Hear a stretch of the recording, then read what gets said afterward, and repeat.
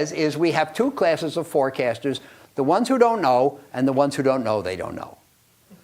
Now, I don't believe in forecasts, macro forecasts. People who forecast interest rates, performance of economies, performance of stock markets. And I don't think that my efforts to be a superior investor and most other people's are aided by macro forecasts. So am I saying that the forecaster is never right?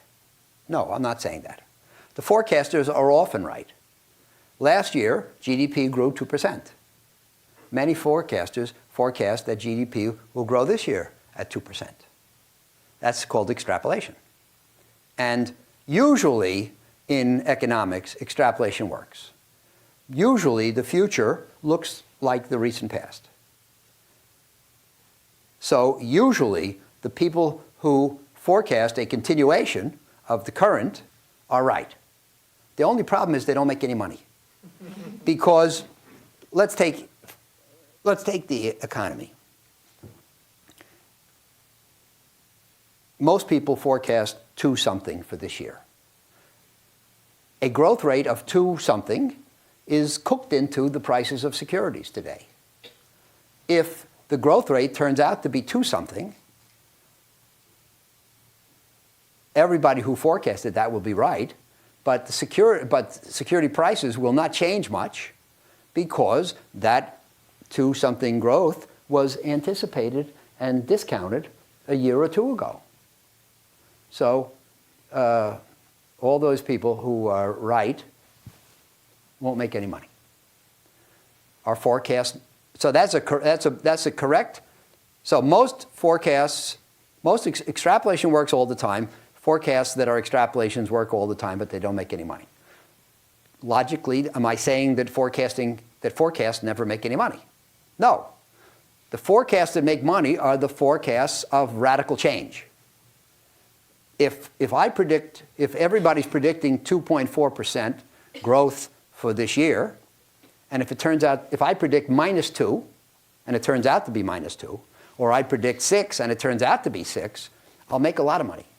So forecasts which are not extrapolations, forecasts which are radically different from the recent past, are potentially very valuable if they're correct. Of course, they're not of any value if they're incorrect. And if they're incorrect, they'll cost you a lot of money.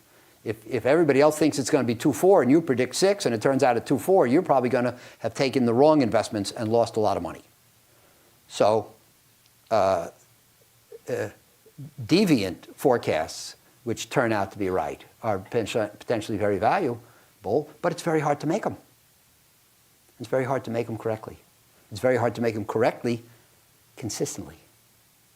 And somebody at lunch mentioned an early memo I wrote called The Value of Forecasts.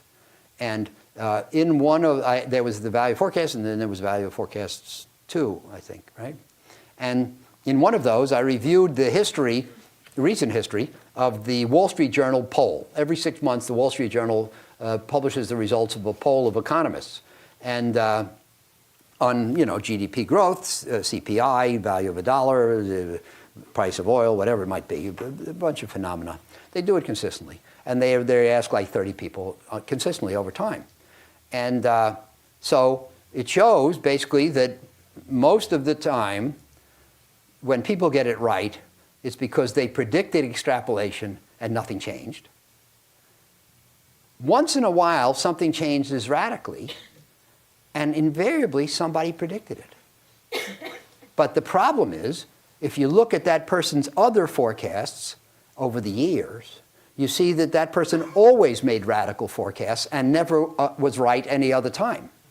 So of course, if you're getting your information from a forecaster, the fact that he was right once doesn't tell you anything.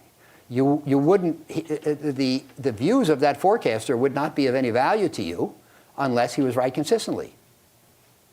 And nobody's right consistently in making deviant forecasts. So the bottom line for me is that forecasting is not valuable. And that's something that my experience has told me. So we don't know what's going to happen. And randomness will play a big role in what happens. And randomness is, by definition, unpredictable. Number 3, The Loser's Game by Charlie Ellis. This is very interesting. Anybody here know the name of the company TRW? Few people.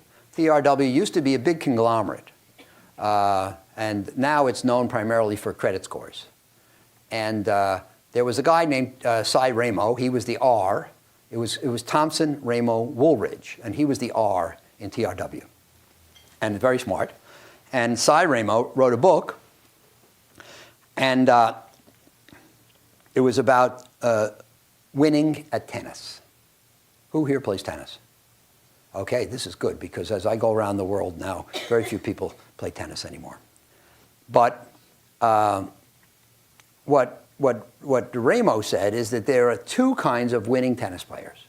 If you look at Pete Sampras or Nadal or Djokovic, how do they win?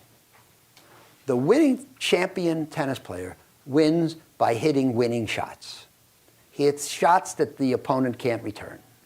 They're either so well placed or so strategic or so fast and hard that the opponent can't return them. And if Nadal hits a shot which is not a potential winner, then his opponent can probably put it away because it doesn't have enough difficulty on the ball. So the championship tennis player wins by hitting winners. You play tennis, right? How do you win? Do you win? Sometimes. How do you win? If I win, it's by not hitting it out. That's right. The amateur tennis player, like him and me, we win not by hitting winners, but by avoiding hitting losers. And we believe that if we can just push it back 20 times and just get it over the net 20 times, our opponent can only do it 19. And we believe that we'll outsteady him, outlast him, and eventually he'll hit it into the net or off the court. We'll win the point. But we'll win the point without having hit a winner. So there are obviously 2 styles of tennis. And so the same is true for investing. And so Charlie Ellis wrote an article called The Loser's Game. And he said he thought that in investing, so championship tennis is a